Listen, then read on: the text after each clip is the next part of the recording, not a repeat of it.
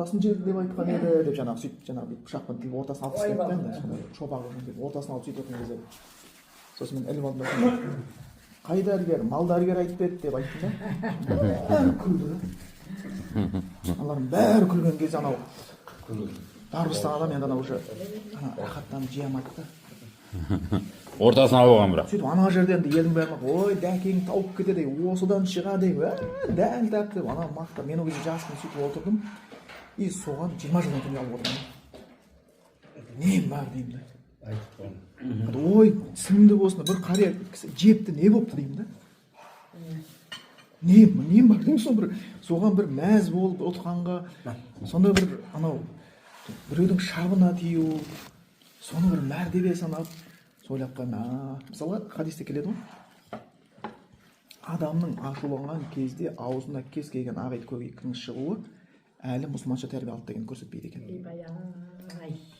пайғамбар мұхаммед саллаллаху кімге анау батыр болған ғой кім анау ислам дінін қабылдаған сол билалға сөйткен кезде ей қараның баласы деген кезде барып жатылған билал менің бетімнен басып өтсін дейді да сосын біләл келеді күтіп отырсын алланың бәрі ойбай қалай деп сосын біләл келеді осыдан тұрады осыны мен сені көңіл ететін сөз айттым енді біләл тұрады да қолын алып көтеріп құшақтап жоқ кешіріп қойдық дейді бауырымсың ғой дейді қалай болсам мен сені дейді яғни ол мысалға мен енді өзім қараймын былай енді құран оқисың хадис оқисың енді адам өз өзіне баға береді былай қарап біреулер енді ойбай дәке сабырлысың деп қояды бірақ мен білемін да ондай сабырлы емес екенін олар енді бір сұхбатымды көріп қалып сөйтіп ойлап жатыр ғой деп ойлаймын бірақ әлде сабыр керек деп ойлаймын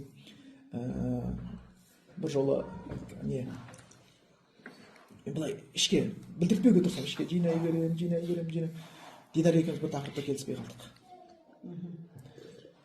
Медина қаласында дидар ұрағандар өте былай сойықтағы кәдімгі өте жақсы оқитын сөйтіп сол жақтан да бір нелер болатын не сияқты қазір шығып жатыр ғой мақали салмани мен оны білмеймін мен имам болған адам бардым ілім аламын деп бардым соны дидар айтты мына жігіттер былай болады мына шейхтардан тыңдау дұрыс емес нашар былай сосын тұрдым да мен ондайда әлі әңгіме естімегенмін ал енді екеумізде де велосипед екеуміз де сабаққа баруымыз керек бірақ дидардың ілімге деген құштарлығы енді ол тек қана ұйықтап тамақ ішіп үлгереді қалған уақытта тұрса болды кітап тұрса болды шейх деген сияқты сондай болды бірақ харамға барғанша осы әңгіме ғой енді дидар айтып береді дәке мынандай бар мына бір есім шығады халид деген шейх бар ғой осындай болады бүйтіп айтады алар бүйтіп айтады кім еді сол кезде бен ладен осындай екен мынандай бүйтеді екен басшаларсын саясаң ойлап тұрмын менде қызықтың бәрі ана барып енді араб тілін білемін құран хадисті тереңдетіп белгілі нелерді алып қайттан қайту мен конкретный жоспармен барып тұрмын да дұрыс емес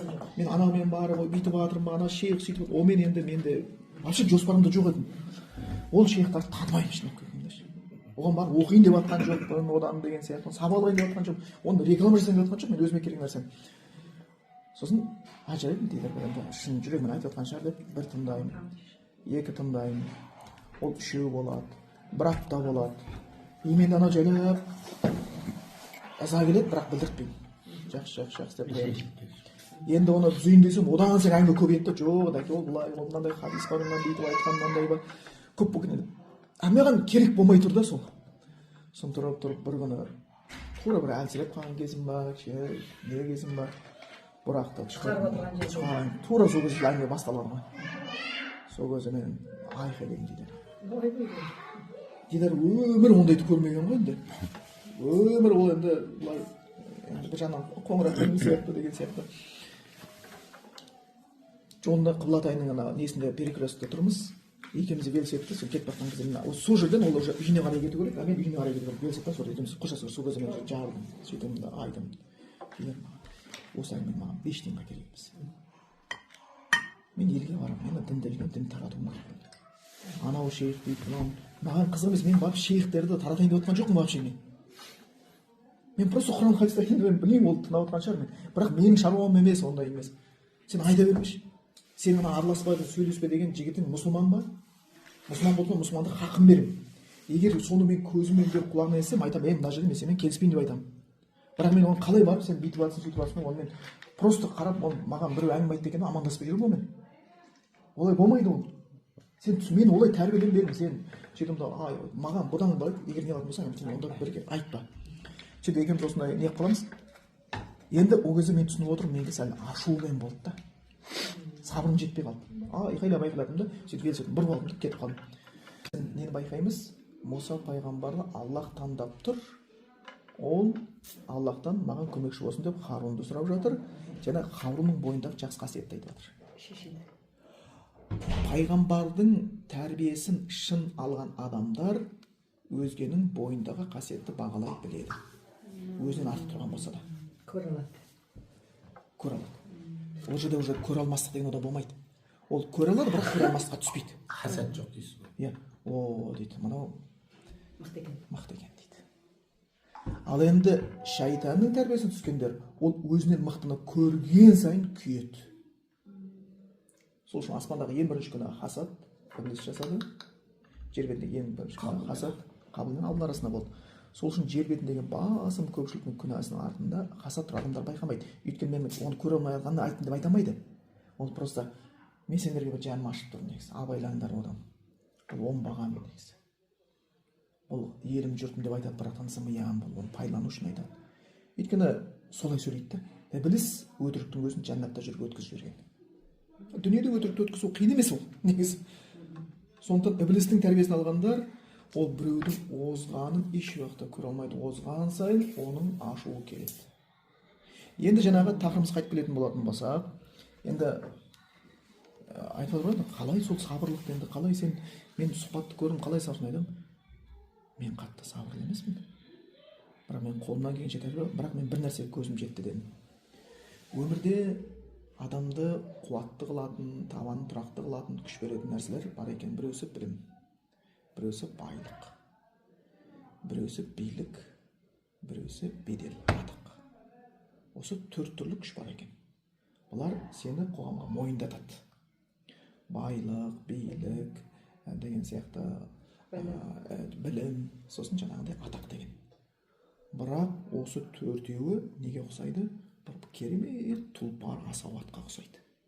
Енді сен соған отыру үшін ертоқымменен, үзеңгісі бар ертоқымменен үзеңгіні салып алу керексің. Егер бұны салмасаң, бір жерде сен құлайсың. Байлық сені бір жерге құлатады. Билік сені бір жерге құлатады. Білім сені бір жерге құлатады. Білім де құлатады. Білім де құлатады. Тұқалып қалмаса. Ол яһудилер, арабтар менсінген жоқ. Іблис те өзін білімді есептеді. Атақ та сені құлатып кетеді. Сол үшін осылардың бәрін ұстап тұру үшін адамға керекті ақыл керек. Ал ақыл келгенге сен қайдан білесің? Сенің бойында сабыр мен шүкір пайда болған кезде білесің. Мен айтамын, айқайлап отқаныңды ақыл деп айтпайшы уақытта деймін да. Мысалға кеше мен сұрақтар көп болады, үлгере алмай тұрмыз, машинамен кетіп бара жатырмыз. Жаңағы қасымда жолдасым, қайнағам бар, сосын мен пайдаланайын деп. Сосын сұраққа жауап бере қойын деп едім. Бірінші сұрақ келді талақ жайында. Әйел айтты, құлық талағын сұрайын деп. Екінші сұрақ келді, әйелдің құлық талағын сұрап кетті. Үшінші сұрақ келді, талақ болды. Құлық талақ деген? Өзінің талағын сатып алу. Құлық. Босатып алып кету, өзін арашылап алып кету деген сөз. Сөйтіп мынаны келді. Бірақ та мен жауап берген сұрақтың 20-дан астам сұрақтың где-то жартысынан көбі талақ пен құлық талақ болған кезде мен уже кәдімгідей ашуландым. Сосын және бір сұрақ қойған кезде айттым, кішкене қатты сөйлеймін, бірақ сендер ренжіме дедім, бірақ мен бұның алдында бірінші сұрақ қойып қойдым, тура осы сұрақтар болды дедім. Не болды сендерге? Бізге Медина қаласында, осы Сауд Арабиясында оқып жүрген кезде, тәпсірден сабақ берген кезде біз енді бірнеше өттік. Сонда Талақ сүресінде мынандай аят бар.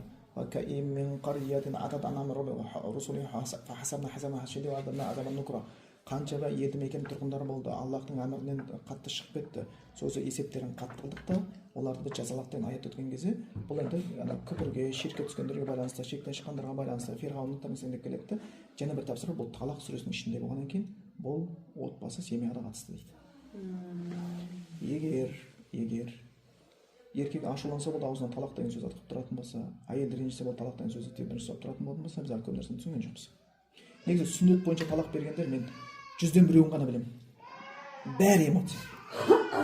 Тұрған эмоциямыз. Бір кішкентай бала сияқтымыз ғой кәдімгі. мороженое алып беремін де жертеп келейтін ше. Әлі есеймегенбіз. Сондықтан да иә мен таң қаламын деймін. Ол хулуқ тал'a деген нәрсе болған. Ол оқиға саусақпен санайтын дәрежеде. Сәбит ибн Қайс деген сахаба болған. Оның әйелі сұраған, олар ашуланып, төбелесіп, қырылысып барып сұраған жоқ. Ана сахаба өте бай дәулетті, оған құрма бақшасын берген махрға. Значит, ана әйел құрма бақшасын беретіндей әйел болып тұрды. Ол оңай жеткен жоқ оған ол да. Құрма бақшасын беремін саған деп алып отқаннан кейін, ол енді білмеймін не деп айтсам болады біздің. Өте үлкен байлық. Құрма бақшасын. Сөйтіп құрма бақшасын беріп отыр. Сосын ана әйел кісі келеді, пайғамбарына барады. Айқай жоқ, ұрыс жоқ. Әйелдің артық сөз жоқ күйеу туралы. Мына оңбаған, жексұрын, қанын ішті. Бірде бір жақсылық көрмедім деген сияқты. Ондай ештеңе жоқ. Барып айтады, мен дейді Сәбитке айтар айыбым жоқ дейді. Оның құлшылығына, оның мінез құлқына, дінмен мінез құлқына ештеңе айта алмаймын дейді. Бірақ мен жақсы көрмедім дейді. Жақсы көрмегеннен кейін, ана акрахун куфра фил ислам дейді. Мұсылман болу үшін күфірлікке түскенді қаламаймын дейді. Күфірлік деген әйел адам шариғаттың шекарасына әйеліне қызмет жасамауы, ол күнә жинайтын нәрсе да. Өйткені дейді, сен біреуге қызмет жасаудың сенде махаббат болу керек. Күштеп қызмет жасата алмайсың. Күштеп қызмет жасата алмайсың. Сен ол мысалға барып официантқа айқайлап, ей, мынау не, бірдеңе дейтін болатын болсаң, ана жақтан тамағыңа түкіріп әкеліп беретін болса, сен ештеңе істей алмайсың. Қызметін жасап береді, түкіріп беруі мүмкін да. Бірақ ол жаңағы жерде әйел айтып отыр. Айқай ештеңе жоқ, просто айтып отыр. Осындай болды деді, мен жүре алмаймын. Сосын пайғамбар қарап отырды. Әйел адам өте көрікті, бір құрмаға бақшаға келіп отқан әйел, тегін емес, Сәбит деп отыр. Екеуінің арасында төбелес болған жоқ, ұрыс болған жоқ, айқай болған жоқ, қырғын болған жоқ. Сосын пайғамбар тұрып айтты, а сен не құрма бақшасын қайтарасың ба деді. Бұл уже сезімді білу үшін да. Ойбай енді дүниеде керек қой, бұлайды ала берейік дейтін болатын болса, значит басқа нәрсе болуы мүмкін еді да. Әйел айтты, қайтарамын деді. Түсін, әйел айтты, қайтарамын деді. Пайғамбар түсінді. Онда бұл өте күрделі мәселе. Жай эмоция нәрсе, өте күрделі нәрсе да. Дүниесі керек болып тұрған жоқ болатын болса, уже еркекте керек болып тұрған жоқ. Өйткені адам кей кезде жаман болмайды. Бірақтан оны ихтира табай деп қояды. Адамның табиғатына сәйкес келмей қалатын кездер болады. Енді біз қатты тереңге бармаймыз, өйткені біз әлі таухидты түсінген жоқ та, әйтпесе дін деген бар ғой, таң қалам, бұл Құран, шариғат, хадис деген адамның өмірін қамтымаған тұсы жоқ. Нәзік тұстар айтады. Кейбір ғалымдар ер затты үйренген кезде бір-біріне иісі ұнамаса, соған байланысты ажырасамын десе, рұқсат деп айтатындар бар. Адамның адамға ұнағанның біреусі иісі де ұнай бастайды екен да. Анау әтір ол не ғой, алдамшы нәрсе да. Сен бірақ жуынғаннан кейін сенің шын иісің қалады. Ұнамаған иісің де жақсы көреді. Сонда ал егер адам жақсы көретін болатын болса, сол үшін неге шешесінің баласының иісі қандай керемет болып тұрады. Баласына жасы оян болса да шешесі кемпір болып иісі шығып отқан соның иісі ұнап отырады. Ол қашпайды да еш уақытта. Ал адам ұнамайтын болса иісіне дейін ұнамай кетеді. Не саған сенің бағытың ұнамаса, не иісің ұнамаса, не сөзің ұнамаса, не мінезің ұнамаса, оны қинау мүмкін болмай қалады да. Сонда уже ұрыс-талас жоқ. Сөйтіп отырып айтады, айтқан кезде қайтарасың ба бақшаны? Қайтарамын дейді. Сонда пайғамбар түсіне қойды бірден. Сәбитке айтты, бақшаңды ал да некеңнен босат деді. Енді бұл сахих хадис, бұл негізі ғалымдар айтады, шын махаббат некеден кейін білінеді дейді. Некеге дейінгі махаббат ол қызығушылық дейді. Шын махаббат некеден кейін болады дейді. Енді бір қызық, мен бір нені көрдім, мұсылмандар емес. Қазір талақ өте көп болып өтіп, мұсылмандар арасында көйіп бара жатыр. Бұл ақыр заман белгісі ғой. Шайтан ширктен жақсы көретін нәрсенің бірісі семьяны бұзу. И шайтан өте бұл жерде 30-ға жетіп жатыр. Ал Европада уже семья қалмады. Оларда сожительство, брак деген бар, сондай бар, сенім жоқ. Сүйіспеншіліктер болып бар, сонда ер мен әйел біріне шахват қандыру құралы ретінде ғана қарап бара жатыр да. Сол күйінде. Сондықтан бір әйелді алып оны тойын жасап, некесін қиғаннан гөрі пластмасса кукланы алған оларға көп тиімді деп ойлайды да. қуаматса дейсің. Иә, сонда бетін қайтадан ауыстыра береді, кукланы алып алған. Адам Жақсы тиге көреді. отырсын бірдей. Нервті не алмайды, басқасына жүйкемді жемейді деген сияқты еще маған сабақ береді басқалар. Енді солар бір статистиканы жүргізді. Ажырасқан семьялардың статистикасын мына шетел мына математиканың ішіндегі ең күшті нәрсе статистика негізі. Мен байқаймын, Американың алға озып кете беретін сол да, бұлар мұсылман мемлекет емес. Өйткені статистиканың өте күшті болғаны. Барған жерде статистика жасалып болды. Қанша бірауда ұлты қанша, қазақ қанша, дунган қанша, орыс қанша, қай тіл, қанша тілде сөйлейді. Біз мысалға өзімізде отырып, біз феминистік ел екенімізді білмегенбіз, Америка айтып бермегенше. Бізді көбінесе әйелдер басқарады деген. Оған дейін бұлар статистиканы өте қатты біледі да, қанша адам намаз оқиды, қанша намаз оқиды, қанша мешітте шіркеу қанша деген сияқты, жастары қанша нені жақсы көреді деген сияқты, тастанды қанша. Бізде қазір жетім емес, тастанды көп. Соның бәрі келеді, и солар ажырасу мәселесін есептеген кезде мынандай қызық нәрсе келіпті. Ажырасу статистикасын жүргенсе. Махаббатпен үйленгендер, есеппен үйленгендер. Есеппен үйленгендердің көбісі семьясы сақталып отырған. Махаббатпен үйленгендерден көр. Соны ар жағында текті жер, Эмоция. басқа емес. Екен махаббаттың ар жағында ол Эмоцияны шығатын нәрсе ғой. Сол үшін орыстарда махаббат пен жаңағы жек көрдің арасы бірақ аттан дейді ғой, бірақ адам деп қояды да, сол күйінде. Енді айтамын да, бұл хадис бар, бірақ мен таңғалғаным сахабалардың заманында саусақпен санайтын оқиға болды. Табиғиндар заманында бұл хұлықталған саусақпен санайтын заман болды. Табаға табиғин сондай болды. 5 ғасыр өтті, хұлықталған сұран әйелдер бар, бірақ аз. 10 ғасыр өтті, аз, бар, бірақ аз. Бірақ та біздің ғасырымызда 10 әйел талақ сұраса, 9-ы хұлықпен кетіп жатыр. Яғни біз ілімді алудағы мақсатымыз соған амал істеп Аллахтың разылығын табу емес, аятпенен, хадиспенен біз анау ескі анау бір жахилский біреудің жанын қинау, қолайсыз жағдайға қалдыру, жеке басымыздың амбициясын алғымыз келеді да. Деп шіреніп, ал онда болса дүниеңде бәрі өзіңе маған бер, ой жаным менің қойшы деген сөз естігіміз келіп тұр да.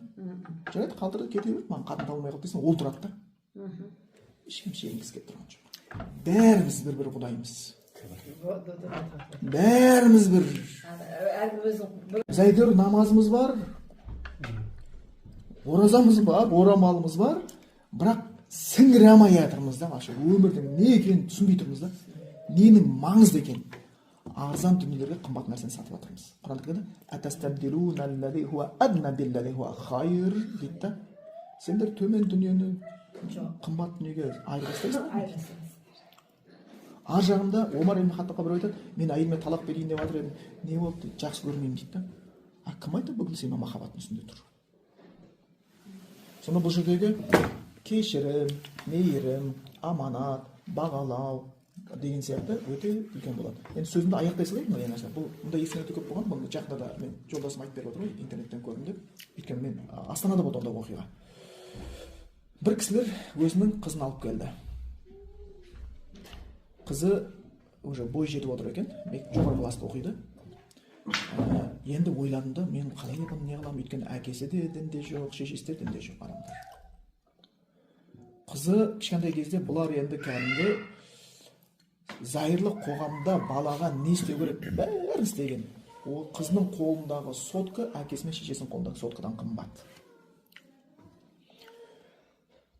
Жақсы мектепте оқытқан, жақсы киімді кигізген, тәтті тамақты жегізген, сөйтіп мықты ағылшын тілін бола ма, ең керек деген сияқты діннен басқасын нәрсенің бәрін үйреткен ғой қызға. Спорт, яна қызын алып келді, бой жатқан қызын. Қыз десең енді түрі десең түр, спорты бар, басқасы бар, енді кәдімгі енді жап-жас болып отыр. Сөйтіп ең соңында қыз бой жеткен кезде бұлар тіл табыспай жатыр. Мені қыз мектептен келеді, ұйықтайды, түнгі 12 басталғаннан бұларда движение дейді, далаға шығамын дейді. Мен қалай, бұл түн болды ғой, мен лайын, доча, как это так? А что там я? На улице светло, это же город. Это не лес. Здесь не волки ходят. Волки это лучше, там землес маказ. И еркектер бар. Я дура, да, так-то? Я дура, получается, да? Маған бір еркек келеді екен, да, дейді, мен келіп қалады. Дура, что ли? Жоқ, доча, сен білмейсің, ол мынандай. Да ғой, деп содан уже тілі қыз бой жеткеннен бастап уже басылады да, ей доча, ну әкесі уже ештеңе демеді, поговорите, что ты, какое-то воспитание, екеуді воспитание бермеген да. Олар тамақтырғандармен киіндіргенді оқытқанды тәрбие деп ойлайды. Бұл тәрбие емес. Ғалымдар айтқан, кімде кім әке шешенің атқа ие болды, Лұқман сүресін оқысын деген. Мен балаларға жиі айтамын. Лұқман сүресінде Лұқманның баласына айтқан, ең бірінші таухидты айтқан, ширктен қайтарғанда, сосын жаңа Аллахтың құдіретін білетін деген, намаз, жатқа шашаматтан қайтар, мінез құлқыңды дұрыс істеу деген сияқты. Осы бірақ Лұқман соны оқыңдаршы деймін де бар. Мен айтып қана шектеліп қалмай, Лұқман сүресін аш та оқыш, Лұқманның тек қана баласы айтқан сөздерін оқыш деймін де, сол темадан айналып жүре бер. Бір жылдың ішінде 10 рет айтсаң, осы темада жүре бер. Сендер естен шығармаңдар, уағыз айту деген наез емес. Уағыз деген жанашырлық. Наез деп ойлап қалмау керек. Мен мысалы келіншегімнен бір минусын көретін болсам, бір айтам, сосын ол жақсы деп қалса, екінші айтқан кезде қабақ түйіліп отырмаса, мен сразу тоқтатамын. Өйткені нагрузка беріп алдым да, болды. Өйткені үшінші айтсам, уже жеп көріп кетуі мүмкін. Значит, бұл момент емес ол. Ол кезде уже мен ұтпаймын, ол ұтпайды, ол шайтан ұтады. Уағыз айтатын адам психолог болу керек болып тұр ғой. Сөйтіп қарап, әйтпесе Иса пайғамбар бір кісіні көреді, ұрлық жасаған көреді, сахих хадисте келген бұл. Ұрлық жасаған көреді да, саррапта дейді, ұрлық жасаған ба сенің кезде? Анау сас қылады да, Иса пайғамбар көреді. Ла илаха илалла масаррап дейді. Жоқ, Аллахтан өзге тәңір жоқ деп таухид айтып жүрсіз. Шас болған пайғамбар көрді ойлаған жоқ қой. Ұрлық жасамадым дейді да. Ана қайтадан орнына қойып отыр ғой. Арақ қинаған жоқ та, ей, сен үйше былай, Құдайдың атын қосып, екінші күнә істеп, ананың ұялғанын көрді да, қайтадан орнына қойған Иса пайғамбар айтты. Сөзің шындық, көзің өтірікші деді, кете берді болды. Болды, уже болды анау. Бұл арбай басудың қажеті жоқ та. Өйткені хижабул хая деген бар. Адамда ұят пердесі деген болады. Сен уағыз айту барысында ұят пердесін жыртып алатын болсаң, ертең сенен ештеңе тыңдамайтын адам шығады. Сен ұятын сыйлаған жоқсың ол. Оны сәл қысылып, ыңғайсызданып қалды. Міне осы жерде отыр ол жігіт. Мені бірге оқығанбыз. Енді атын айтпай ақ қояйын. Өте жақсы, Құраны керемет жігіт болатын. Сөйтіп келді да, ол балаларын былай айтар, балалардың бәрі Құран оқығанда мен таңғаламын. Енді бір берген да, слухты бергенше, өзі әдемі оқиды. Соны жүрді, бір күні ол келді, дәке мені қызым десін, ұлыңызға бір ойбай, мен Мұхаммед уже үйлендіріп жатыр еді. Онда жарайды деді. Сонымен тұрып, бір күні айтты, қызым оқып жатыр деді, мынандай оқиға болды деді. Қызымның өзінің комнатасы бар, бойжеткеннен кейін деді. Мен вообще мән бермейтін дейді. Сөйтіп комнатаға кірсем, қызым компьютерге қосылып берген наушникпен ұйықтап қалыпты дейді. Қызым енді орамалда былай Құран жаттап жүрген қыз ғой. Құран жатқалып қойған қыз. Сөйтіп вот жаңағы сөйтіп өшіресін барып қалсам, кино жүріп жатыр екен дейді. Жастар ол кино. Ой, қызым, қалай бұл сонда комнатасына кіріп алып, біз бұны кітабын бәрін беріп қойғанбыз, бұл кино көріп отыр ма деп. Сол жаңа кино қарасам, молодежный екен дейді. Дәке дейді, жаман болдым дейді. Ана молодежный кино дейді, киімдері жақсы емес дейді. Ана бір сериал екен дейді да. Былай қарасам дейді, оп-оңай жаңа бөтен жігіт бөтен сүйісу. Мен шок болдым дейді. Мен шок болғаннан сразу звондады ол маған. Кәдімгі түнде звондап жатыр. Не істеймін дейді да, мен ашуланып тұрмын. Қызым оятайын ба, ұрсайын ба, шешесіне айтайын ба, біз қай жерден минус жібердік, қалай қылдық, не істедік деп. Сен ештеңе істемейсің, қызымды оятпа дедім. Сен былай істедің. Білдіртпей компьютерді жап, ол кино көріп отыр ғой дедім. Наушнигін алды, столдың үстіне қой дедім. Ештеңе істеме. Сосын қызың ертең азанда реакциясын көр дедім. Ұялды ма, ұялмады дедім. Сол себепті ешқандай ашу ренжіме дедім да. Өйткені оның қазір қызының уже достары бар, сен ойлап қалма, тек әкесі мен шешесі бар екен деп. Оның достары бар. Сенің сөзің қатты болатын болса, жұмсақ сөйлеген алдап кетуі мүмкін. Солай иә, бұл ешқандай ашылма дедім. Сөйтіп тұрды, сол не қылады, ертесіне звондады, дәке, рахмет, Алла разы болсын деді. Сол қыз тұрған, орнына тұрса, наушник тұр, жауып қойған. Қарсы келген жерден өшірілмеген фильм тұр. Сосын шошып кетеді да, сырт қызыма, мама дейді да, кто компьютер выключил, осыны депсің. Шешесіне айтқан ештеңе деп айтпадым. Ну, папаң түнде кірген екен, сен ұйықтап қалыпсың, сол наушнигін алды, сөйтіп өшіріп қойды дейді. Папа не дейді. Ну, мама айтты, я все знаю дейді. Сосын бұлардан шай ішу керек азанда. Біз әйеттер бойынша. Сөйтіп әкесі келіп отырады. Папа все знает дейді. Енді қызы отыр, әкесі ұрсады депші. бірақ әкесі ұрыспаған, настроение жоқ, үндемей отыра береді. Қыз енді қызарады, өйтеді, бүйтіп ұялады. Ұят иманнан дейді. Ұялған адамды баспайды. Сөйтіп отырған кезде қызы келді дейді.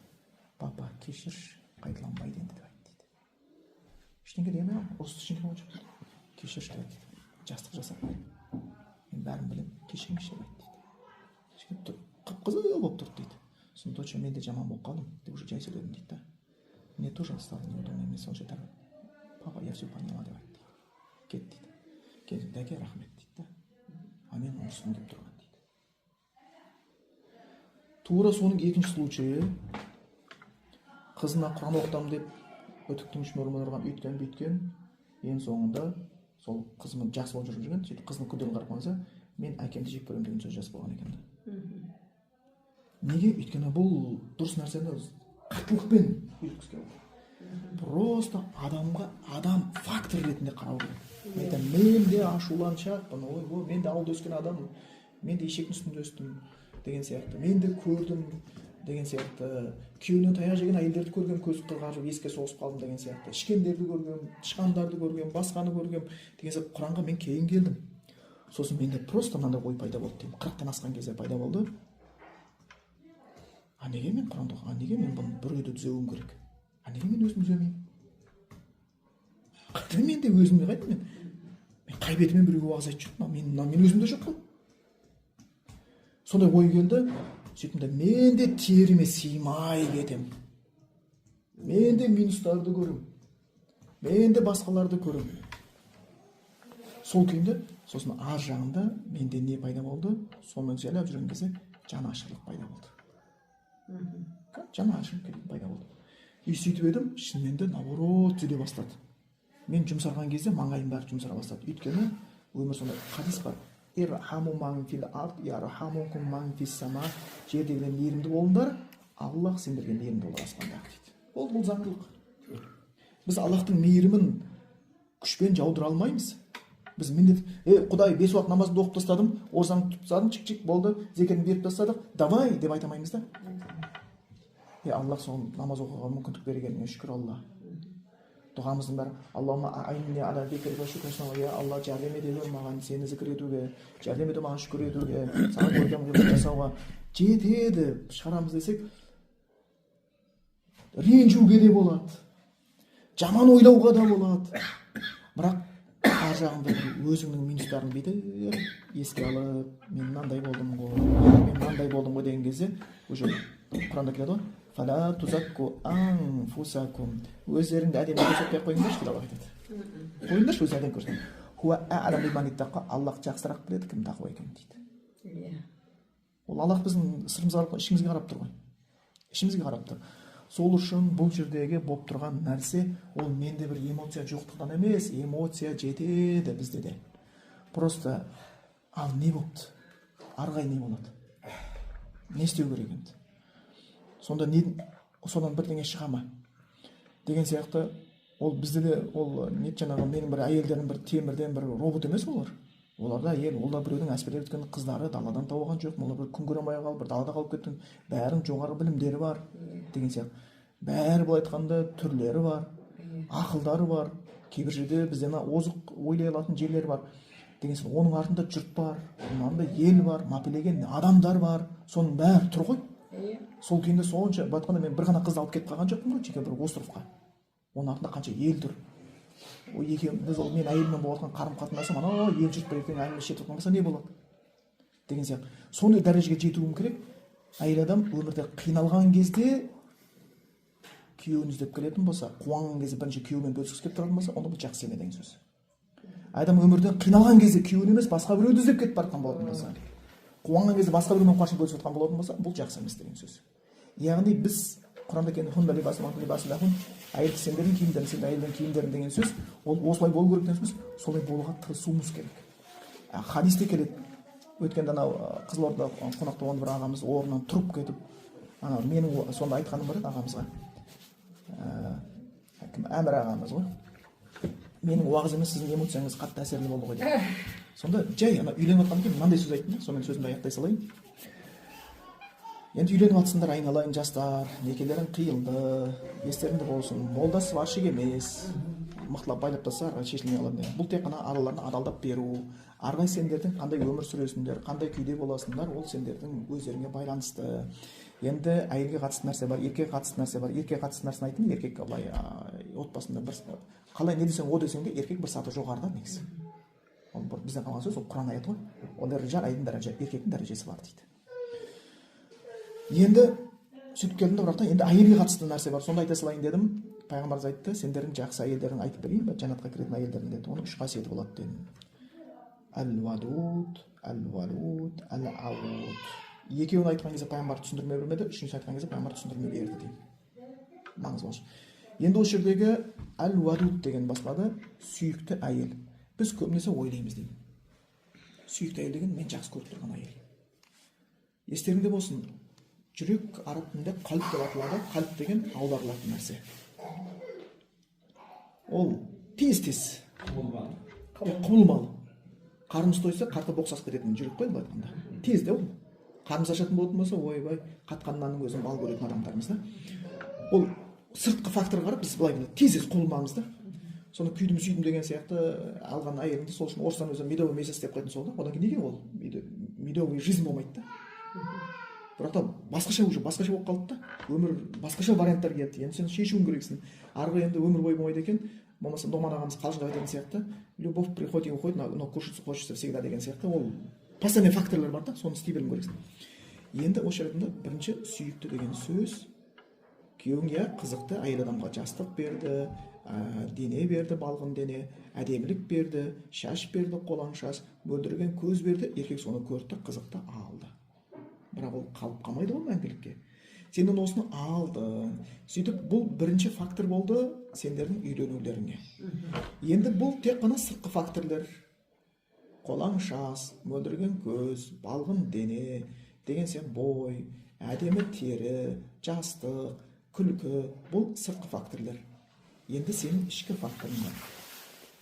Сыртқы нәрсе қартаяды, шаш селдірейді, көз бұлдырайды деген сияқты, жүріс басқаша болады деген сияқты. Бірақ адамның ішкі дүниесі қартаймайды. Жан қартаймайды. Енді сен үйленгеннен кейін белгілі уақытта сенің тәніңді қызығып алған күйеуіңге жаныңның сұлулығын көрсететін нәрсе болу керек. Тек тәніңді айналып кетіп, мен сұлумын, сен бір күні ол кетіп қалады. Ол енді жаныңды көрсететін нәрсе болу керек те, сен ақылың болатын болса.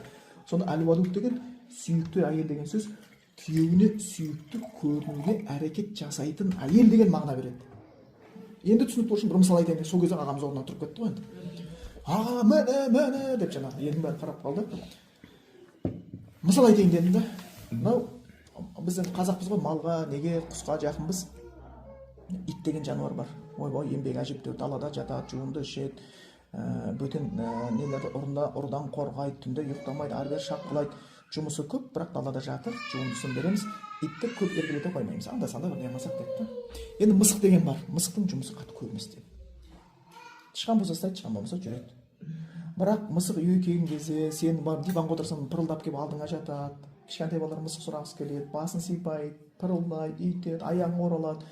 Сол мысықты алып сипалап отыр. Адамдар мысықты иттен көп жақсы көріп кетеді. Неге? Өйткені мысық еркелейді. Ол қалған көрсетеді. Аяғын оралып, пырылдап, жатып, басымен түртіп, сосын адам еріксіз анаған еркелеткісі келіп тұрады, еркелетін көріп. Сол үшін әйел адам оның ғалымдар айтқан сияқты дафул марати қуаты, әйелдің нәзіктігі оның күші дейді. Әйелдер еркек боғысы болып жатыр да. Ал еркектің табиғаты ұмытып қалды. Еркек әйел бір тең бола алмайды, ол екеуі бөлек жаратылыс вообще. Бөлек жаратылыс, просто адам. Олардың көзқарасы, сөйлесі, стилі деген сияқты. Енді еркекті әйелдің дәрежесіне, әйелді еркектің дәрежесіне кететін болсақ, ол уже пара болмайды, ол противоположный пол болмайды, бір пол болып қалады ол. Егер еркек адам сыланып, бүйтіп, қыздар жерге баратын болатын болса, ол подруга айналады бір күні. Енді еркектің бір несін, мысын, бірдеңе сезбесе, ол да уже жалықтырып жібереді. Противоположный пол бол, сол кезде ғана адамдар қызығады. Магнитқа жабыспайды ғой бір-біріне қарама-қайшы болмаса. Енді үйсіп тұрған кезде еркектің табиғаты мынандай. Еркек өзіне күштіні көрсе ерегіскісі келіп тұрады. Сен не? мықты тұрсың ба, сен что-то спортпен айналысып, давай қол күресейік ше деп. Күшін көретін болса, күшін көрсеткісі келіп тұрады, еркек сондай. Бірақ әлсіз бір светофордан өтіп жатқан кемпірді көретін болса, апа өткізіп жіберейін деген құлап қалған нені көретін болса, кішкентай баланы көретін болса, ой деп бұған не әлсізді қорғағысы келіп тұрады. Күштімен алысқысы келеді. Бұл еркектің табиғаты. Оны просто біреу игереді, біреу игеремейді, болмаса сол күйінде табиғат фитрасына қалып кетеді. Сол кезде әйел адам еркекпен еркекше ұрсам дейтін болса, еркек ерекше береді, болды. Әйел адам еркелеп қалатын болса, еркек жібі ойбай мынау жаны ашып, қорғаштап киіндірейін, үйтейін, бүйтейін деген сияқты, нәзігім, сүйіктім, гүлім деген сияқты бұл кетеді. Ал сен қасында арыстан сияқты арылдап тұрған болса, әу десе, әу кете береді ол. Яғни қарапайым заңдылықтар бұзылып жатыр да. Өте бұл үйретілмей болатын нәрсе де қазір бұзылған. Осылай кәдімгі шариғаттың заңдылығы бұзылып жатыр. И табиғаттың заңдылығы жатыр. Шариғаттың заңдылығы бұзылған кезде сенің иманың кетеді. Табиғаттың заңдылығы сенің адамгершілігің кетеді. Онда уже мал сияқты өмір сүру керек болады. Тойған кезде бітіп кетіп қаласың. Болды. Сонда біздер қазір мал сияқты өмір сүруге түсіп бара жатырмыз да. Ана Бернард Шоудың керемет сөзі бар, мұсылман болмаса да не деп айтады? Біз дейді аспанда құс сияқты ұшуды үйрендік дейді. Суда дейді, жаңағыдай балықта жүзуді үйрендік дейді. Енді адам құсап өмір сүруді үйренсек екен дейді. Бәрін үйрен, енді адам құсап өмір сүруді үйренсек екен дейді. Технологияны бір керемет деп ойлаймыз да, технология саған бақыт бермейді. Технология адамның туындысы, адам жоқ жерде технология жоқ. Қазір орманға апарып, компьютерде 10 компьютер қойып қойып, маймылдарға күніге азанда кешке түсте деген сияқты 3 рет банан беретін болса да, абай жолын жаза алмайды. Өйткені адам емес. Ол технология, ғылым деген адамнан шыққан туынды, адамнан шыққан туынды не только Аллахтан қайдан, адамнан жоғары емес ол. Ол қалай Аллахтан жоғары болады? Ол діннен қалай ол жоғары болады? Яғни бұл сенің уже теріс айналып қалған сөз, ойлау жүйесінің бәрі құрып талқаны шығып кеткен.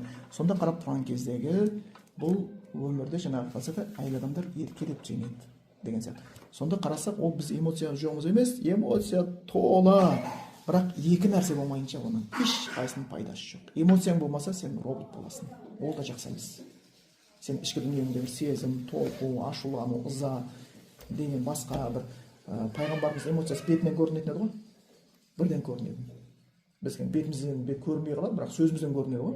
Беттен ештеңе көрінбей қалды ғой бізде, вообще бет қалың болып кетті ме, білмеймін не болған деген сияқты. Пайғамбарымыздың ол кісінің ұялған кезде кәдімгі жаңа түскен келіндей болып кетуші еді, қып-қызыл болып кететін да. Жасылған сондай болды да. Кәдімгі ұялып қалған кезде қызыл болып кететін болған. Ашуланған кезде тамыр шығып кететін болған. Ол кісінің бетінде тұрғанда бүкіл нәрсесі. Біз тек қана сөзде. Бетіміз күліп отырып айқайлауымыз мүмкін. Бетіміз тырысып отырып еркелетуіміз мүмкін деген сияқты. Сонда бізде кәдімгі ішкі дүниесімен сәйкес келмей қалды. Сонда қараса бұл эмоция жоқ емес, эмоция бар. Просто екі нәрсе. Құранда айтқан сияқты инна фи залика ликулли собарин шакур. Бұл айтылған нәрселерді дейді сабырлылар мен шүкірлерге насихат бар. Сабыр мен шүкір болса оның пайдасы жоқ. Білімнің де, байлықтың да, беделдің де пайдасы жоқ.